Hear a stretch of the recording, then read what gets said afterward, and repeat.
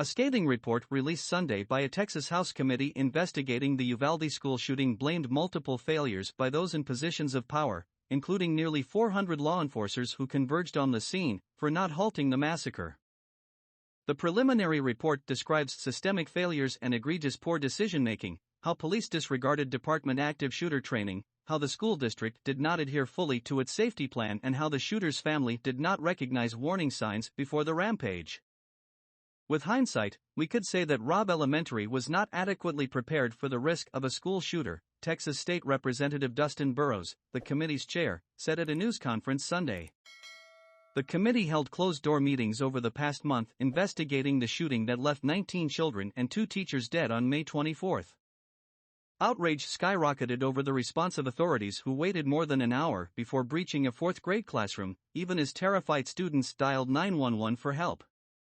The report, the most complete account yet of the haphazard response to the massacre, had swift fallout. Lieutenant Mariano Pargas, a Uvalde Police Department officer who was the city's acting police chief during the massacre, was placed on administrative leave after the report was released. Uvalde Mayor Don McLaughlin also announced Sunday that the city was releasing body camera footage from Uvalde police officers related to the Robb Elementary shooting. The Austin American-Statesman, part of the USA Today network, and TV station KVUE exclusively obtained and released hallway surveillance video last week of the shooter and responding law enforcement officers. Families of the victims received the committee's report Sunday, according to committee chairman Representative Dustin Burrows.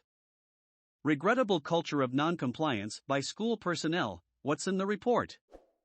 The nearly 80-page report details numerous shortcomings and failures by the Uvalde School District and various law enforcement agencies and officers.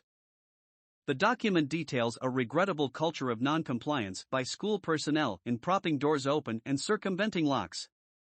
Staff and students knew Room 111 of Robb Elementary was especially unsecured and commonly had trouble with locking. The room investigators believe the shooter likely entered through. Law enforcement responders didn't adhere to their own active shooter plan and failed to prioritize saving the lives of innocent victims over their own safety. The Uvalde Consolidated Independent School District established its own police department in 2018 that oversees Uvalde public schools. But the district didn't have an officer specifically assigned to Robb Elementary, the report said. With 9 different schools and a budget for 6 police officers, Uvalde CISD oversees more campuses than it has officers, it reads. In total, 376 law enforcement officers responded to the shooting. The majority of responders at the school were federal and state law enforcement, according to the report. Authorities included 150 U.S. Border Patrol agents and 91 state police officials. The report cites a breakdown in communication at the scene and confusion about leadership among police officers from the Uvalde Consolidated Independent School District, but extends fault to other law enforcement agencies. The Uvalde Consolidated Independent School District's written active shooter plan says its police chief, Pete Arredondo, should assume command during an active shooter. Although he was one of the first responders to the shooting, he failed to perform or to transfer to another person the role of incident commander, the report says. But other police witnesses interviewed by the committee either assumed Arredondo was in charge, or couldn't tell if anyone was in charge due to the chaos of the scene. Despite an obvious atmosphere of chaos, the ranking officers of other responding agencies did not approach the Uvalde CISD chief of police or anyone else perceived to be in command to point out the lack of and need for a command post, or to offer that specific assistance, the report reads. Though the full investigation hasn't been completed, the preliminary report provides initial details gathered from testimony of families and community members, many of whom have voiced frustration over conflicting law enforcement descriptions surrounding the shooting. The report gathered information from interviews with 33 witnesses and 39 informal interviews, including administrators with the Texas Department of Public Safety, officers from the Uvalde Police Department, McLaughlin and Sheriff Ruben Nolasco. Changing the shooting narrative. Texas Governor Greg Abbott initially praised law enforcement officers for their actions during the shooting and praised their amazing courage by running toward gunfire. He walked back his statement after it was revealed that officers waited more than an hour after the shooter entered the school to storm the classroom. The day after the shooting, a Uvalde police lieutenant who was at the scene was supposed to hold a briefing with state leaders, the report said. But the officer fainted while waiting in the hallway beforehand. In his place, DPS Regional Director for South Texas, Victor Escalon, held the briefing. But Escalon isn't based in Uvalde and didn't witness the bulk of the day's events, leaving him to depend on second-hand knowledge, the report says. Officials later repeated false information from Escalon that the incident lasted only 40 minutes thanks to officers that were courageous in keeping the attacker pinned down while children were evacuated. Texas Department of Public Safety Director Steve McCraw called the police response an abject failure that put the lives of officers ahead of the lives of children at a state Senate hearing in June. McCraw blamed the school district's police chief, Arredondo, the incident commander, for stopping officers from quickly confronting the gunman. More than 100 of the 142 rounds the shooter fired inside the school were shot before officers entered, the report found. A different report obtained by the Statesman this month, written by Advanced Law Enforcement Rapid Response Training and sought by the Department of Public Safety, found a Uvalde police officer aimed his rifle at the gunman before he entered the school but waited for a supervisor's permission to fire. Shooter developed fascination with school shootings, report says. The 82-page report says the shooter, Salvador Ramos, 18, was driven by a desire for notoriety and fame. Relatives described the attacker as shy and quiet, it reads. The committee heard testimony that he was reluctant to interact with peers because of a speech impediment. Early school assessments showed he was falling behind academically and was identified as at risk by third grade because of consistently poor test results. He had only completed ninth grade by age 17. Uvalde High School involuntarily withdrew him in October 2021, citing poor academic performance and lack of attendance. The report says the shooter developed a fascination with school shootings. He was active on social media, and most of his usernames and emails reference themes of confrontation and revenge. According to the report, his frequent comments about school shootings led him to gain the nickname Uvalde school shooter on the French social networking app. People in his local group chat also started calling him the school shooter. He played video games and was taunted by a similar nickname by those whom he played with.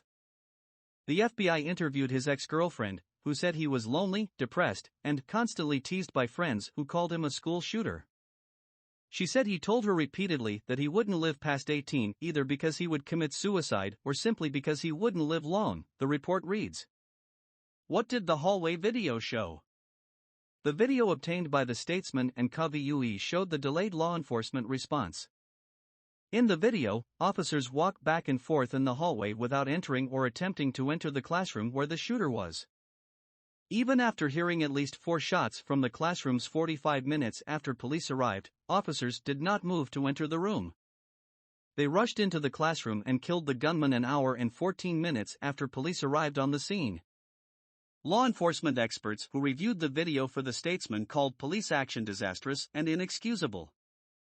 The Texas House Committee pushed for the 77-minute videotape to be released to the public, and the Department of Public Safety wanted to release the video as well, saying it would promote transparency without interfering with investigations.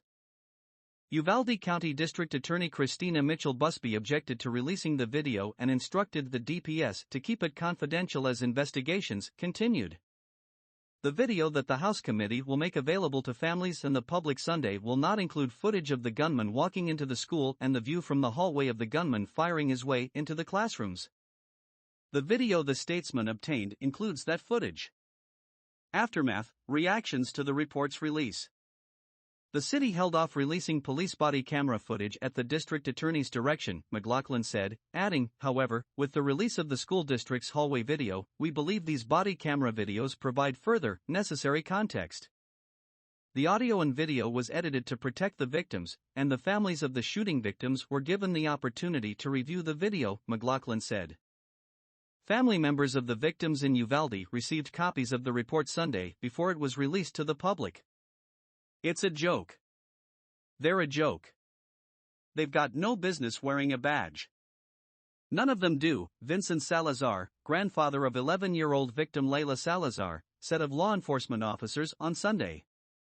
During an hour-long question and answer session with reporters after the report was released, committee members declined to address policy questions such as whether lawmakers should restrict access to assault-style weapons and who, if anyone, should be held accountable for what the committee found was a catastrophic and systematic breakdown. Burrows, chairman of the special committee, also said that no community should assume it is safe or immune from the violence and death that visited Uvalde on May 24.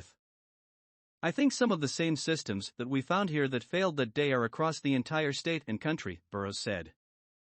Members of the panel, Burrow added, have strong opinions about changes to policy that needs to be done. "Today is not the day we're going to share our strong feelings and convictions about that," he said. The lack of specificity about what steps are needed to better defend Texans from mass gun violence left many of the people inside the Uvalde Civic Center frustrated. Several shouted insults, including cowards, and asked, "What about guns?" as the committee members filed out. "You are a bunch of cowards," shouted Ruben Mata, who said his great-granddaughters were among the children killed. "We already knew what was in the report," he told reporters a short time later.